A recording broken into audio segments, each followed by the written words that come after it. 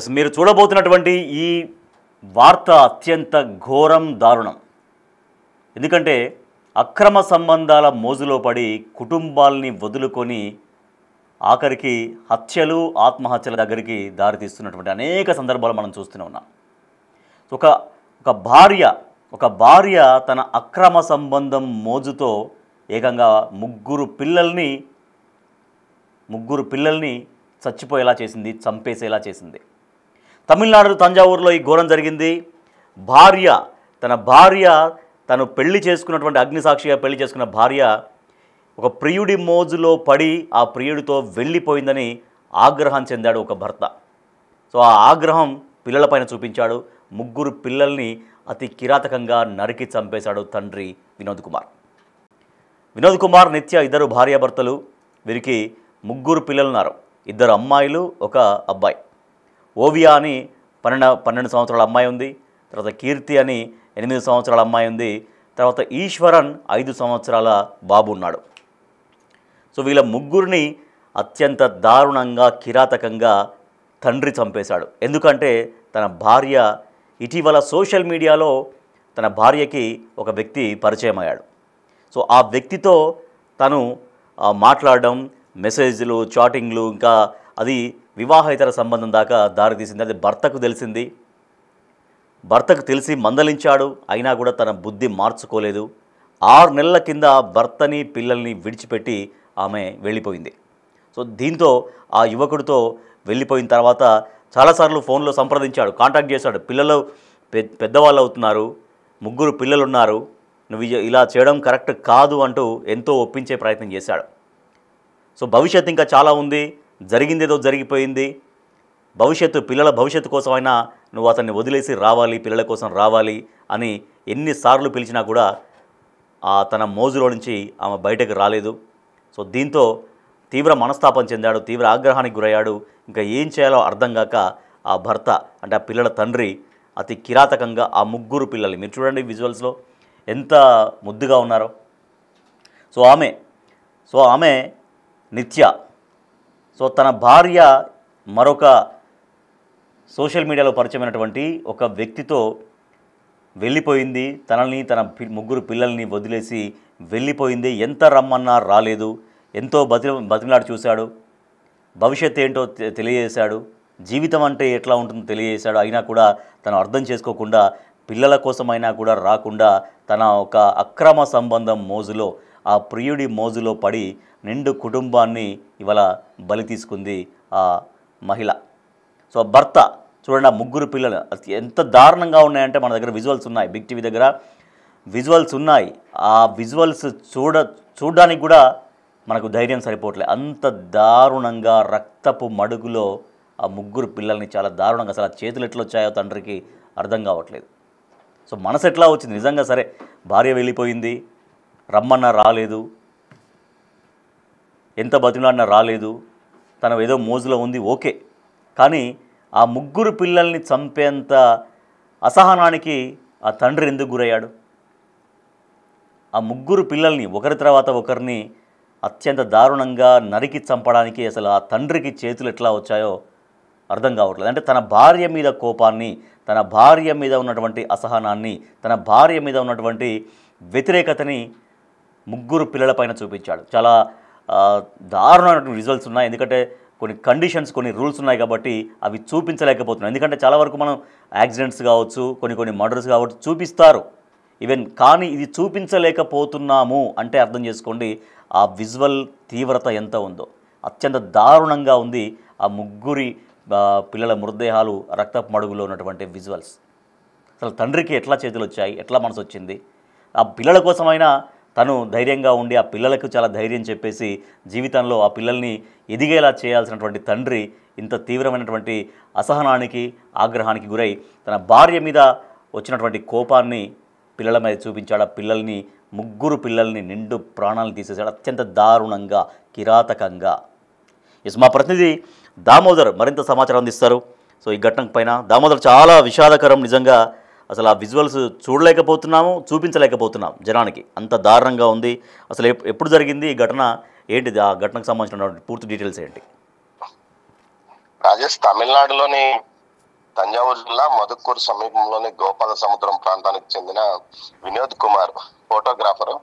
అతను అదేవిధంగా డ్రైవర్ గా కూడా పార్ట్ టైం డ్రైవర్ గా పనిచేస్తాడు. అతనికి 35 సంవత్సరాల భార్య నిత్యతో వివాహమైంది. ఓవియా, కీర్తి, ఈశ్వర్ అనే 3 పిల్లలు ఉన్నారు. పెద్ద అమ్మాయికి 12 సంవత్సరాలు, రెండో అమ్మాయికి 8 సంవత్సరాలు, అబ్బాయికి 5 సంవత్సరాలు. అయితే నిత్య ఈ మధ్య సోషల్ మీడియాలో ఒక గత యాక్టివ్ గా ఉంటూ ఒక ఏడాదిగా తిరువారూరు జిల్లా మున్నారగుడికి చెందిన ఒకరితో 6 నెలల క్రితం పరిచయం ఏర్పడి భర్తను వదిలేసి అతనితో వెళ్లిపోయింది. ఈ నేపథ్యంలో పిల్లల సంరక్షణ అతనికి భారంగా మారింది.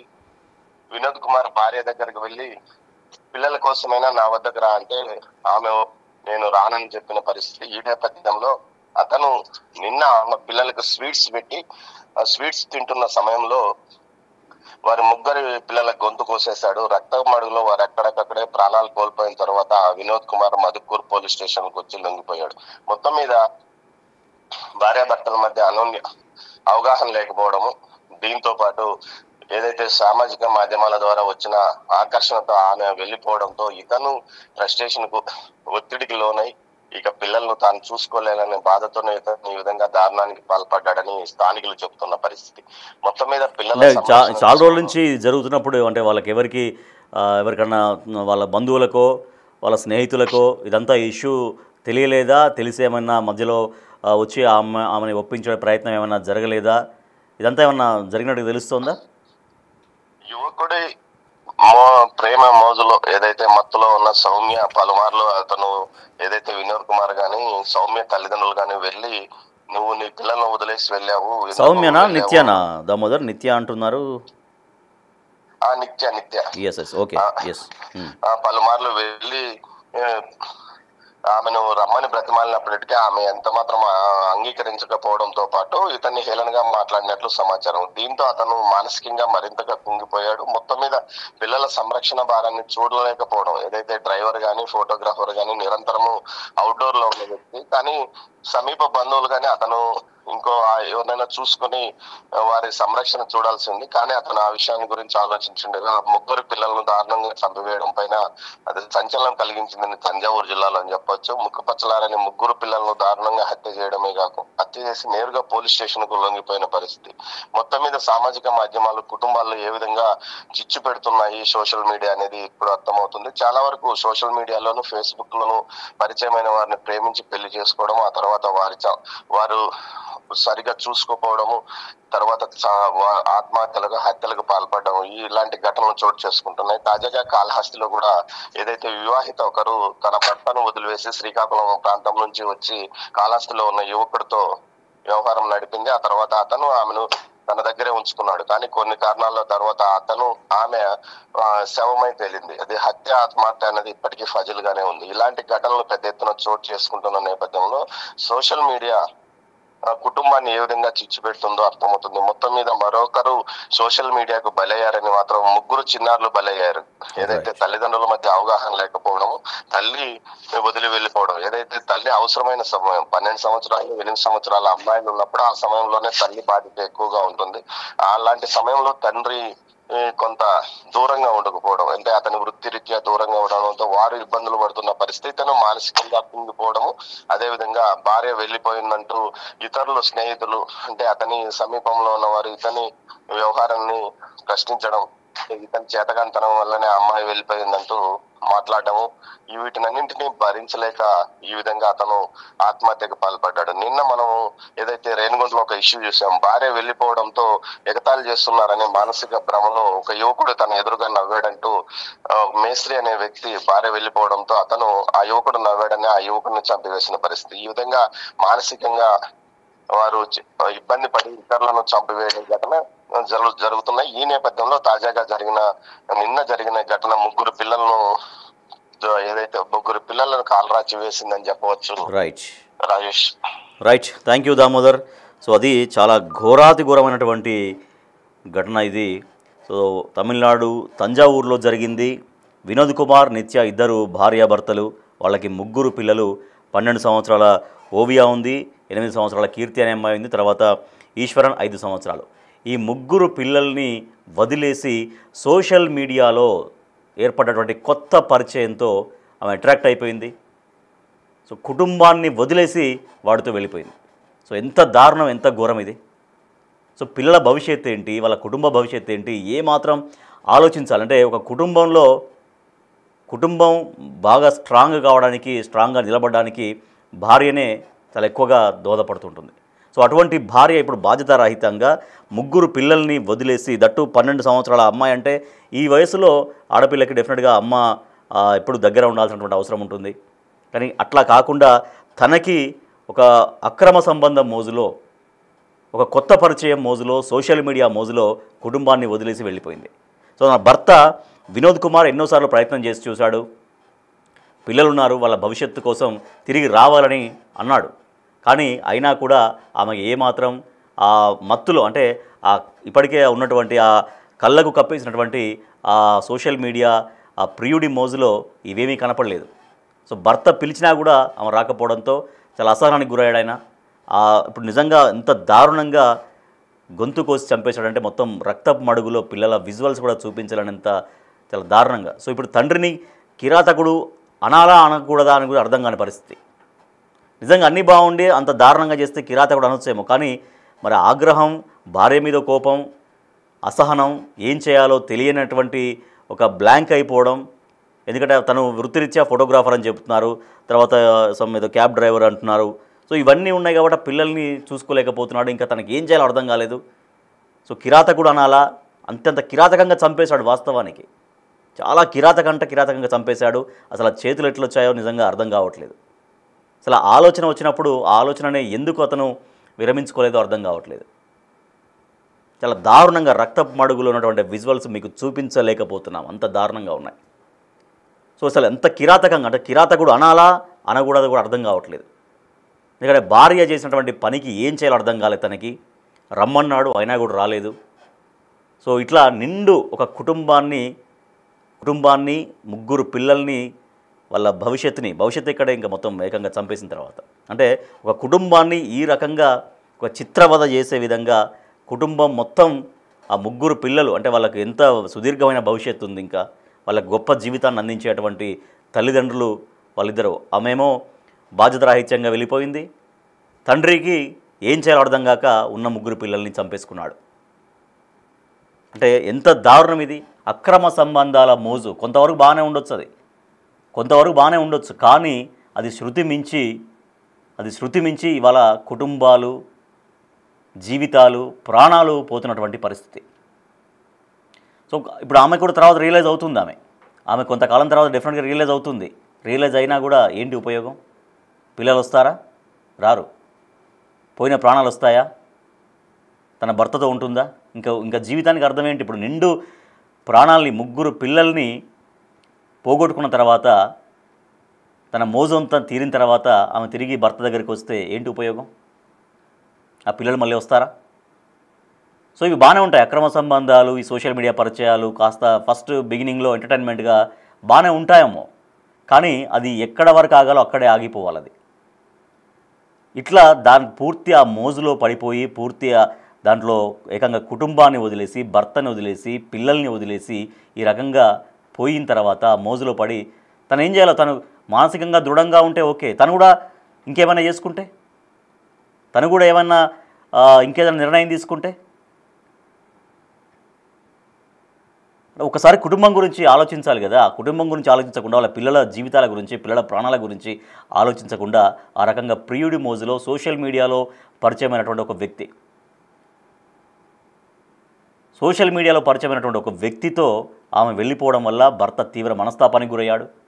ఏం చేయాలో అర్థం కాలేదు. 3 పిల్లల్ని కిరాతకంగా చంపేస్తున్న పరిస్థితి. సో మీరేమనుకుంటున్నారు? ఇలాంటి దారుణాలకి సోషల్ మీడియానే కారణమా? Yes are no? మీరేమనుకుంటున్నారో మీరు పోల్లో పార్టిసిపేట్ చేయొచ్చు.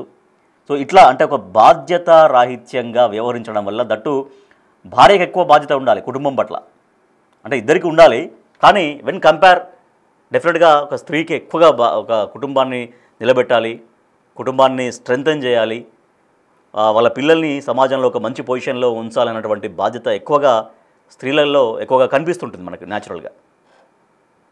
అంటే ఆ రకంగా వాళ్ళు తీర్చిదిద్దగలిగేటువంటి ఓపిక, సహనం అనేది ఆడవాళ్ళకి ఎక్కువగా ఉంటుంది. కాబట్టి అటువంటి ఒక స్త్రీ భర్తని పిల్లల్ని వదిలేసి పోవడం వల్ల తనకి ఏం చేయాలో అర్థం కాలేదా వినోద్ కుమార్కి. పిలిచాడు, పిల్లల భవిష్యత్తు కోసం రమ్మన్నాడు, అయినా తన మాట లెక్క చేయలేదు. ఆ ముగ్గురు పిల్లల్ని అసలు వదిలేసి ఆమె ఎట్లెళ్ళింది అనేది ఒక క్వశ్చన్. సో మోజు తీరిన తర్వాత ఏముంటుంది, అది ఎప్పుడు ఏముండదు కదా. కొద్ది రోజులు తర్వాత ఎవడైతే ఇప్పుడు పరిచయం అయ్యాడో వాడే వెళ్ళిపో అంటాడు, నాకు అవసరం లేదు, నువ్వు ఎందుకు వచ్చావు అంటాడు. ఎందుకంటే వాడి లైఫ్ వాడిది కదా. సో అటువంటి సిచ్యువేషన్స్లో ఆ మాత్రం కూడా ఆలోచించకుండా ఈ రకంగా మొత్తం ఏకంగా కుటుంబాన్ని వదిలి వెళ్ళిపోయిన తర్వాత ముగ్గురు పిల్లల ప్రాణాలని ఎంత అల్లారముద్దుగా వాళ్ళు పెంచుకొని ఉంటారు. ఇది సోషల్ మీడియాలో ఎవరో పరిచయం కానంత వరకు ఎంతో అల్లారముద్దుగా పెంచుకొని ఉంటారు. వాళ్ళు ఇద్దరు చిన్న ఆడపిల్లలు, ఒక అబ్బాయి 5 సంవత్సరాల అబ్బాయి. సో చక్కని కుటుంబం, కష్టమో నష్టమో హ్యాపీగా ఆ కుటుంబాన్ని చాలా అద్భుతంగా కొనసాగించుకోవచ్చు.